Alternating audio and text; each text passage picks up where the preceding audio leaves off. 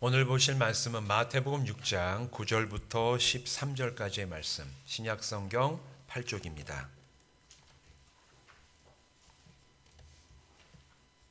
제가 읽겠습니다.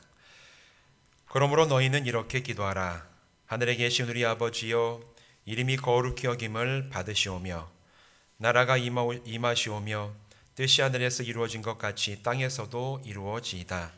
오늘 우리에게 일용할 양식을 주시옵고 우리가 우리에게 죄 지은 자를 사하여 준 것 같이 우리 죄를 사하여 주시옵고 우리를 시험에 들게 하지 마시옵고 다만 악에서 구하시옵소서. 나라와 권세와 영광이 아버지께 영원히 있사옵나이다. 아멘. 우리 기도하고 말씀 나누겠습니다.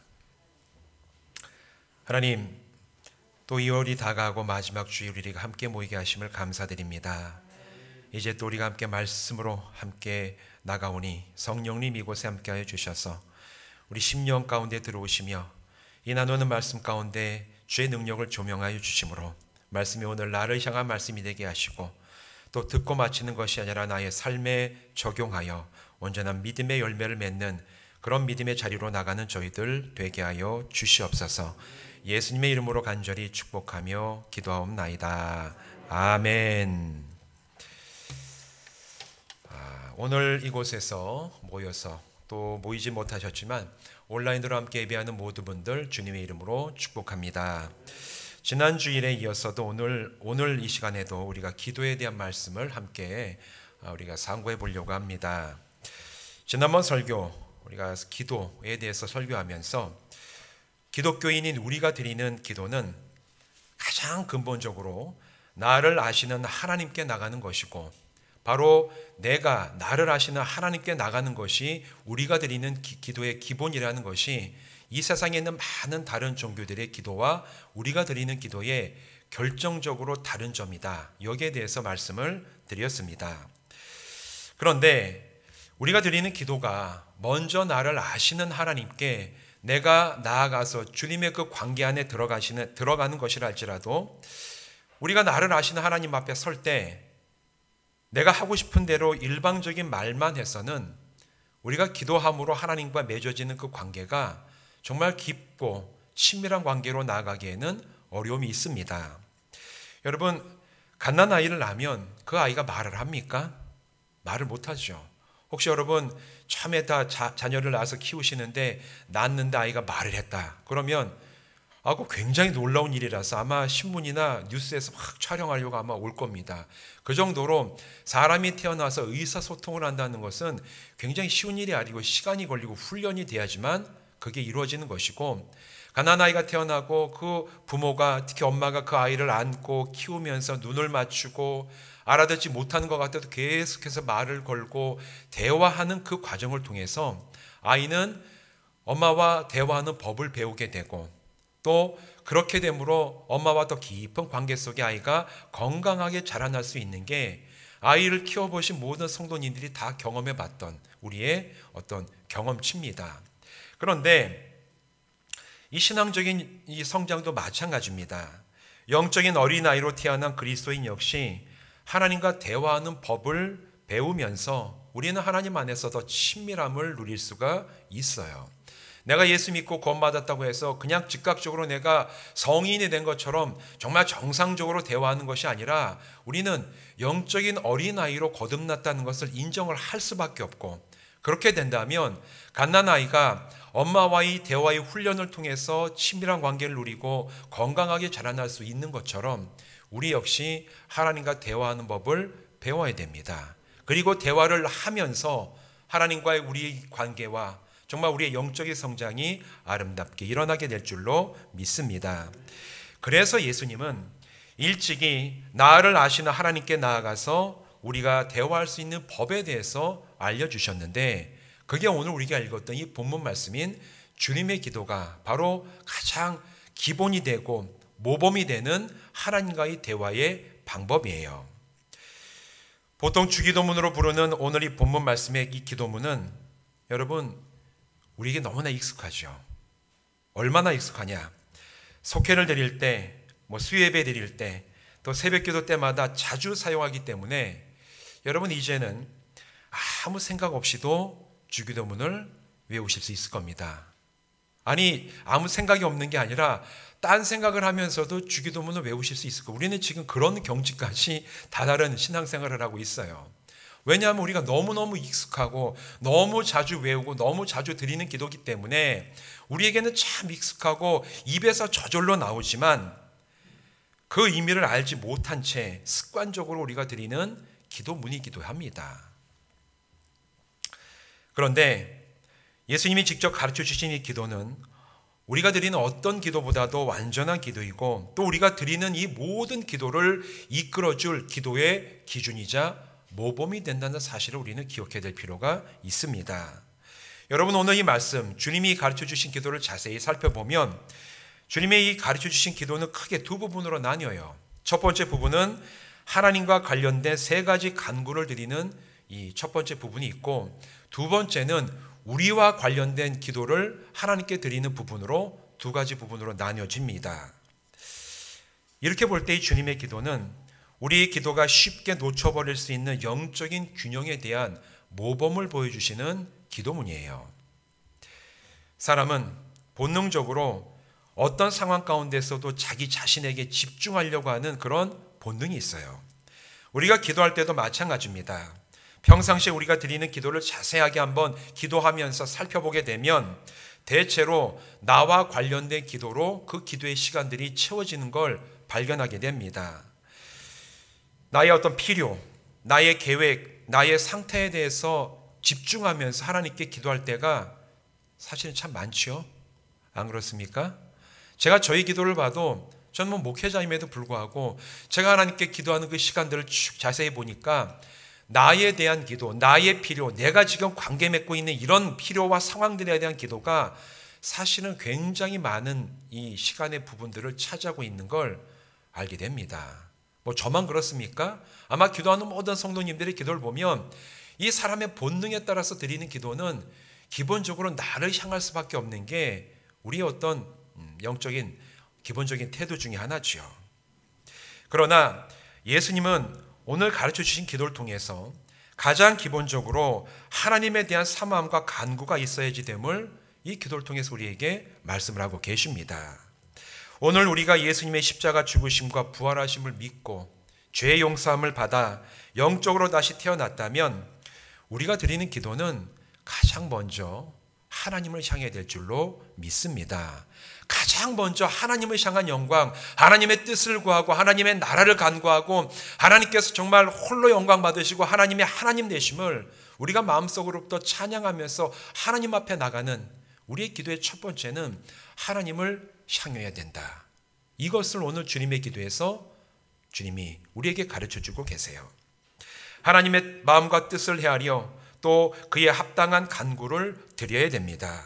내가 오늘 다시 태어났다면 우리의 기도는 먼저 나를 아시고 구원의 은혜를 베푸신 하나님을 향해서 나의 기도의 시작이 열릴 때 바로 그때 우리는 하나님 앞에서 균형 잡히고 나에게만 매몰된 기도가 아니라 하나님과 온전하게 대화하며 이미 나를 하나님 앞 아시는 하나님 앞에 나가서 주님과 더 깊은 친밀함의 관계 속에 들어갈 수 있는 그런 기도를 드리게 될 줄로 믿습니다.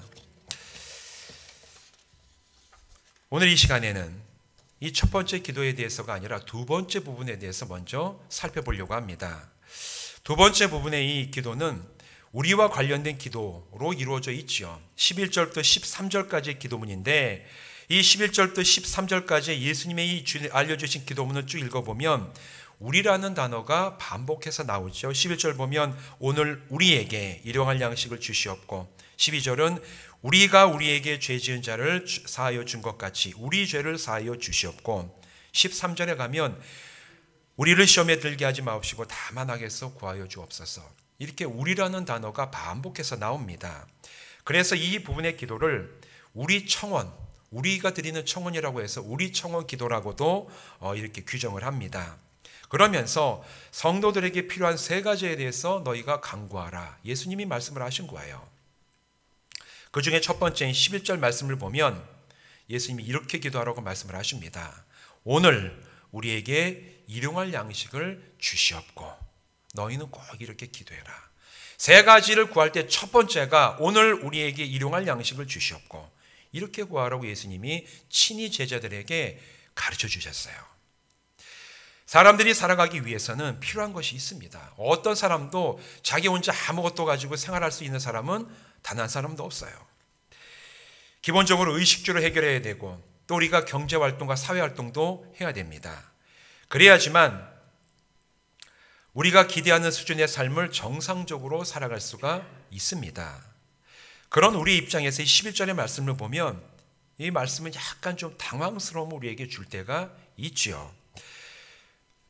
이렇게 말씀을 하십니다. 오늘 우리에게 일용할 양식을 주시옵고, 너희는 하나님께 일용할 양식을 구하라고 예수님이 알려주셨어요. 우리가 습관적으로 얘기하기 때문에 일용할 양식, 그냥 일용할 양식 얘기하는데, 이 일용할 양식의 의미는 말 그대로 하루 살아가는데 필요한 양식을 말합니다. 당장 간구하고 받아야 할 것이 얼마나 많은데 하루 살아가는데 필요한 양식을 구하는 기도를 하라고 예수님이 말씀하시는 걸 보니, 이 일용할 양식이라는 이 단어가 주는 우리의 어감을 보면, 야, 예수님 현실을 너무나 모르시는 거 아닌가? 오늘 우리가 필요한 게 얼마나 많이 있는데 하나님 앞에 구하는 게 오늘 하루 살아갈 수 있는 양식을 주님 우리에게 주시기를 바랍니다. 너희는 이렇게 기도해라.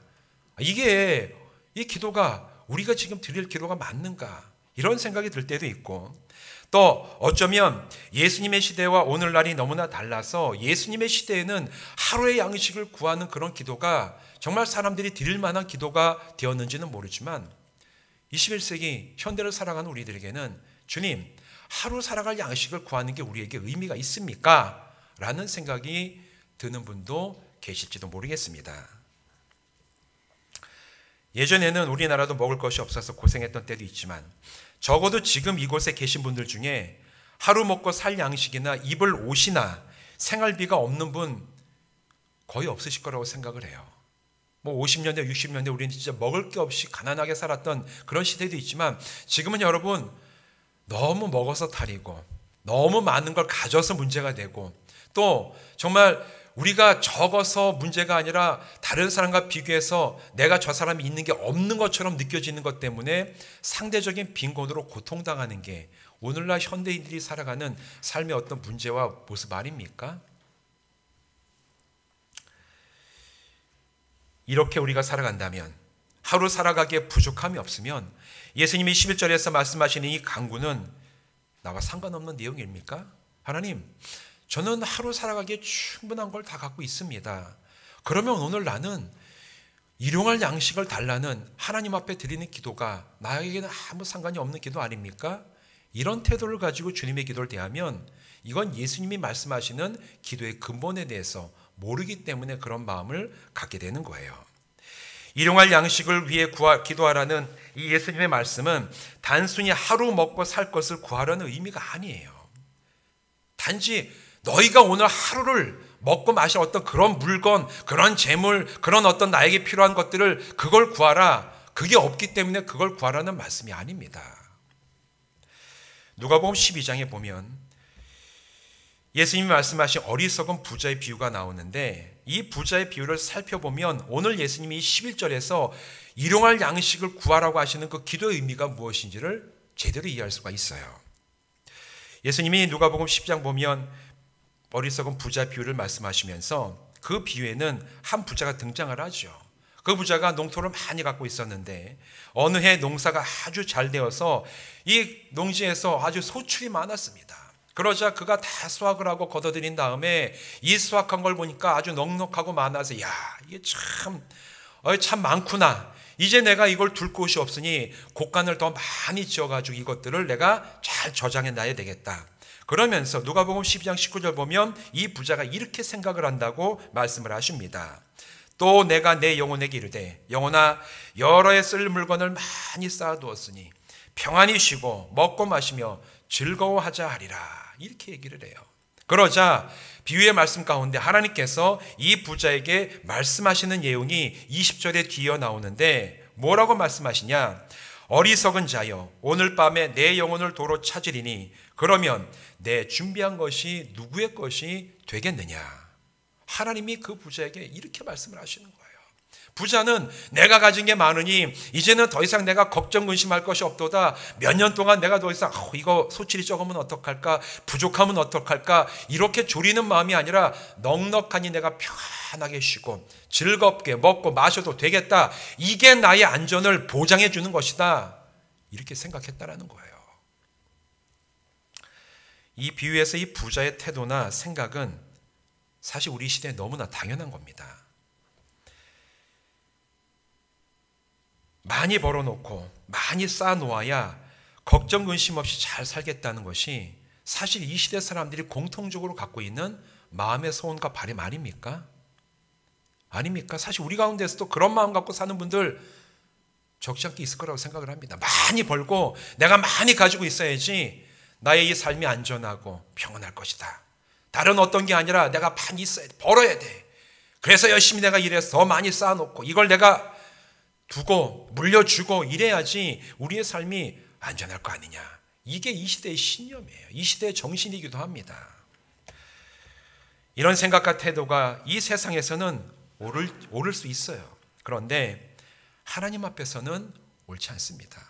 하나님 앞에서는 옳지 않아요. 하나님이 아니라 재물이 자신의 생명과 안전과 삶을 보장해 준다고 이 부자는 믿었기 때문에 하나님께서 보시기에 다른 어떤 것이 아니라 이 부자의 마음속에 하나님이 아닌 내가 이 소출, 이것이 나의 삶을 안전하게 해주고 내 삶을 보장해주고 내 영혼과 내 생명을 확실하게 해줄 것이라고 믿었던 것이 하나님 앞에서는 잘못됐다라는 거예요. 왜냐하면 하나님만이 아실 수 있는 것을 물질이 할 수 있는 것처럼 여겨 물질을 하나님처럼 대했기 때문에 그 부자는 하나님 앞에서 내가 오늘 너의 영혼을 거둬가면 네가 쌓아놓은 이 모든 것이 누구의 것이 되겠느냐, 이런 하나님의 말씀을 들을 수밖에 없었다라는 거예요. 여러분, 이 부자의 태도는 뭔지 아십니까? 예수님이 계속해서 반복하시는 우상 숭배입니다. 하나님만이 하실 수 있는 것을 이 세상에 다른 것이 할 수 있는 것처럼 내가 거기에 마음을 두고 섬기고 그것만 움켜쥐려고 하는 태도가 예수님께서 말씀하신 우상 숭배예요. 하나님과 재물을 겸하여 섬길 수 없나니 이것을 사랑하든지 저것을 살아가든지 두 가지 중에 하나만 해라. 예수님 말씀을 하셨습니다. 일용할 양식을 구하라는 예수님의 기도는, 가르침은 이런 영적인 잘못된 태도를 거부하라는 명령이에요. 세상은 끊임없이 얘기합니다. 더 많이 가져. 더 큰 데 가 살아야 돼. 더 좋은 차를 타야 되고 더 많은 걸 소유하고 누려야 하지만 안전하게 살아갈 수 있어. 너의 삶이 평안해. 세상에서 성공하는 거야. 그래야지 진짜 인간다운 대접받을 수가 있어. 이런 식으로 계속해서 우리들에게 속삭이고 있는데, 이런 것들에 너희가 마음을 빼앗기지 말고 그런 것들의 주장에 너희가 동조해가지고 이 세상의 주장을 따라 나가는 그런 태도를 거부하라는 이 말씀이 일용할 양식을 구하라는 예수님의 기도 가운데 들어있는 영적인 의미입니다. 오늘 하루 살아갈 수 있는 능력과 물질과 은혜는 오직 하나님만이 우리에게 주실 수 있는 것을 인정하고 고백하라는 얘기예요. 재물의 많고 적음이 나의 안전을 좌우하는 것이 아니라 오직 하나님의 돌보심 아래에 있을 때만 나의 영혼과 내 생명과 나의 삶이 안전하고 평안함을 하나님 앞에서 고백하라는 주님의 명령입니다. 그래서 이 기도를 드리며 우리는 하나님을 의지해야 돼요. 나의 삶을 좋은 길로 인도하시는 하나님 아버지를 우리가 의지하기 위해서 너희는 이렇게 기도하라. 오늘 우리에게 일용할 양식을 주옵시고 오늘 하루 필요한 우리의 인생의 생명의 근원이 되시는 그 능력과 삶에 필요한 것들을 채우시는 분은 이 세상의 것이 아니라 하나님 한 분만임을 고백하라는 얘기입니다. 나에게 필요한 모든 것들을 준비하시고 채우시는 선한 목자이신 하나님을 오늘 내가 의지합니다. 이렇게 너희는 기도하며 주님 앞에 나가라. 바로 이 얘기예요. 그러면 그리스도인들은 언제 하나님을 의지해야 됩니까? 어제입니까? 여러분, 어제는 지나간 시간이고 다시 돌이킬 수 없습니다. 그럼 언제 우리가 주님을 의지해야 됩니까? 하나님을 의지해야 됩니까? 내일입니까? 내일에 무슨 일이 일어날지 모르는 그 시간들은 우리에게 주어진 시간이 아니에요. 오직 우리는 오늘 하루를 하나님을 의지하면서 살아가야 돼요. 우리가 하나님을 의지하는 시간은 오늘이라는 시간밖에 없어요. 어제도 아니고 내일도 아니고 오늘 우리에게 허락해 주신 하루의 삶이 내가 헌신하고 내가 결단하고 내가 하나님을 의지할 수 있는 유일한 시간인 줄로 믿습니다. 그래서 예수님이 11절에서 이렇게 얘기하시는 거예요. 오늘 우리에게 일용할 양식을 주시옵고, 다른 날 미래에 대해서 얘기하지 말고 하나님 나에게 주신 오늘이란 이 시간이 하나님이 나에게 주신 생명이고 나에게 이 필요한 것들을 채우시는 시간이고 내가 하나님을 의지해야 되는 유일한 시간인 줄로 믿습니다. 하나님, 오늘 내가 하나님을 의지합니다. 너희는 이렇게 기도하라. 바로 예수님의 이 말씀입니다. 하나님을 의지하는 오늘이 쌓여서 우리의 삶이 되고 우리의 인생이 돼요. 오늘 하나님을 온전히 의지하여 일생을 하나님의 돌보심 아래에서 평안과 안정과 소망을 누리는 성도들 되시기를 주님의 이름으로 부탁드립니다. 그렇다면 일용할 양식을 구하는 기도는 성도들이 부유하게 되는 것을 금지하는 것일까? 오늘 이 말씀만 보면 잘못하면 하나님께서는 성도들이 부유해지고 풍성해지고 넉넉해지는 걸 원하시지 않는가? 그게 마치 기독교인의 삶에는 정말 이게 맞지 않는 어떤 삶의 모습인가? 그렇게 여기시는 분들이 혹시 계실지도 모르겠습니다. 근데 그렇지 않아요. 하나님은 성경 여러 곳에서 이미 하나님의 사람들에게 부유함과 풍성함의 복을 약속하신 말씀이 사실 구약부터 신약까지 여러 군데 반복해서 나옵니다. 우리가 하나님을 의지할 때 하나님께서는 필요한 것들을 채우시고 풍성하고 넉넉하게 하신다고 이미 약속을 주셨어요. 이거는 이미 약속을 통해서 우리가 받은 하나님의 복에 대한 말씀입니다. 하나님께서 주시는 지혜와 능력을 가지고 열심히 살아가면 또 일하면 그 사람의 삶이 넉넉하게 되는 것은 이건 자연스러운 결과죠. 이건 자연스러운 결과입니다. 그런데 우리가 분명하게 알아야 될 것은 부유함과 풍성함이 하나님을 의지하는 것을 방해하게 되는 경우에는 그것이 복이 아니라 저주와 죄가 될 수 있다는 사실이에요. 하나님은 우리를 풍요롭고 부유하게 하나님께서 충분히 만드시 은혜를 부어주십니다. 복도 주셨습니다. 주님이 주시는 지혜를 간구하고 주님이 주시는 능력을 가지고 열심히 노력하고 살아가면 우리의 삶을 넉넉해져요. 근데 기억해야 될 것은 넉넉해지고 난 이후에 그 넉넉하고 풍성한 재물이 하나님을 의지하는 것이 아니라 나의 마음을 사로잡고 내 영혼의 눈을 거기에 향하게 해서 하나님을 의지하는 데 방해가 된다면 그건 하나님의 복이 아니라 잘못하면 죄와 저주가 될 수 있다는 사실이에요. 성경에 그런 얘기 얼마나 많이 나옵니까? 대표적인 인물로 솔로몬도 그런 인물 중에 하나 아닙니까? 지혜를 구해서 그가 정말 찬란한 부유함과 영광을 누렸건만 나중에 그런 것들로 인하여 오히려 하나님으로부터 멀어져 버렸던 그 인물 중에 대표적인 사람이 솔로몬이에요. 그 일이 우리에게 일어나지 말라는 법이 없습니다. 그렇기 때문에 성도들은 부유할 때에도 그 물질이 온전히 내 것이 아니라는 것을 알아야 돼요. 하나님께서 주신 것이고 하나님이 맡겨주신 것이고 언젠가 하나님이 필요하다고 하시다면 주님 여기 있습니다. 내놓아야 될 것임을 우리가 분명히 알고 그것을 이해하고 살아가야 됩니다. 그리고 그런 물질이 나를 안전하게 할 것이라는 생각과 태도를 거부하면서 내가 넉넉하고 부유할 때에도 우리는 늘 하나님을 의지하는 이 믿음의 고백을 드리며 하나님 앞에 서야 돼요. 하나님, 내가 가지고 있는 물질, 나에게 주신 이 풍요로움이 나를 안전하게 하는 게 아닙니다. 오늘 하나님이 나를 지키시고 오늘 하나님이 나를 이끄십니다. 오직 하나님만이 내가 의지하실 분입니다. 이 고백이 우리에게 있기를 주님의 이름으로 부탁을 드립니다. 반대로 풍족하지 못한 상황 역시 마찬가지예요. 풍요로운 사람만 그런 유혹에 빠지는 게 아니에요. 때로는 내가 부족할 때도 있고 때로는 내가 넉넉하지 못한 상황이 있을 때 그때 사람의 마음속에 드는 것이 내가 물질이 없어가지고 내가 이런 삶을 살아가는구나.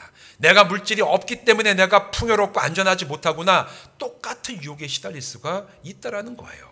그때에도 우리는 고백해야 됩니다. 하나님, 이 세상이 물질이 많으면 안전할 거라고 얘기하지만 주님, 오늘 내가 넉넉하지 못하더라도 내 삶을 지키시는 분은 하나님이신 줄로 내가 믿습니다. 내가 비록 부유한 삶을 살아가지 못하더라도 주님, 내 인생이 오늘 주님의 도우시는 손길 안에 있고 하나님이 나를 인도하시는 분이심을 주여 내가 고백합니다. 이런 고백이 우리의 심령 가장 깊은 곳에서 하나님을 향해서 드려져야 될 줄로 믿습니다. 더 나아가서 오늘 내가 바라고 간구하는 다른 모든 것들 역시 그것이 하나님을 의지하는 나의 영적인 방향과 하나님을 향한 친밀함을 방해하는 것들은 아닌지, 또 내가 구하는 것들이 나의 탐심을 따라 하나님과 상관없는 것들을 내가 구하면서 내가 하나님 앞에 지가 엎드려 있는 것은 아닌지, 우리의 이 마음과 우리의 기도를 정직하게 살펴봐야 돼요. 왜? 예수님께서 이렇게 말씀하셨기 때문입니다. 오늘 우리에게 일용할 양식을 주시옵고 오늘 너희들이 하나님을 의지하기에 합당한 삶을 살아가느냐, 오늘 너희들이 이 세상이 아니라 하나님께만 너희의 영혼과 마음을 드리는데 합당한 것을 너희가 구하며 살아가고 있느냐, 오늘 너희의 마음속에 이 세상의 물질이나 다른 어떤 것이 우상으로 자리 잡은 것이 아니라 오직 하나님 한 분만을 향한 온전한 마음으로 너희가 서 있느냐, 이것을 분별하라고 예수님은 제자들에게 우리 간구의 첫 번째 기도를 오늘 우리에게 일용할 양식을 주시옵고 너희가 이렇게 기도하라 말씀을 하신 것입니다. 사랑하는 성도 여러분, 이처럼 매일매일 하나님을 의지하고 하나님만이 우리의 삶과 우리의 모든 생명의 근원이 되시고 인생의 주인이심을 기도하고 고백하지 않는다면 우리는 살아가다가 넘어질 수 있어요. 탐욕을 마치 선한 것처럼 교묘히 부추기고 세상의 이 재물과 다른 것들을 마치 하나님처럼 떠받들고 섬기도록 유혹하는 이 세상의 영적인 도전을 우리는 우리의 힘과 능력만을 가지고는 이겨내기가 쉽지 않습니다. 이 시대, 지금 시대의 흐름이 그래요. 더 많이 가져, 더 많이 소유해. 그게 진짜 제대로 사는 길이고 그게 너의 하나님이야. 끊임없이 우리를 유혹하는 이 세상의 유혹과 도전 앞에서 주님, 아닙니다. 하나님만이 나의 주인 되시고 하나님만이 내가 유일하게 온전히 의지하실 분이십니다. 어떻게 우리가 이겨낼 것입니까? 바로 이 기도를 하라는 겁니다. 오늘 우리에게 일용할 양식을 주시옵고 고백을 계속해서 해나가라. 우리의 약함을 아시는 주님께서 2000년 전 제자들에게 가장 모범이 되는 주님의 기도를 가르쳐 주시며 다시 이 말씀을 읽는 우리들에게도 동일한 가르침을 주십니다. 오늘 우리에게 일용할 양식을 주시옵고 지금까지 쉽게 지나치고 흘려버렸던 주님의 기도를 여러분 이제 우리의 마음속에 단단히 새겨 넣으시기를 바랍니다.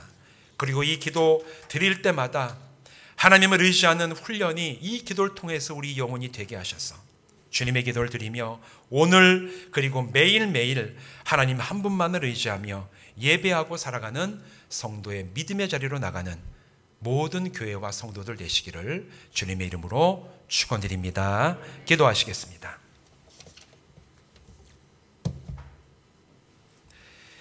하나님, 참 우리가 하나님과 친밀한 관계에 들어가기 위해서 일찍이 주님께서는 모범이 되는 주님의 기도를 알려주시며 하나님 앞에 대화하는 법을 알게 하셨습니다.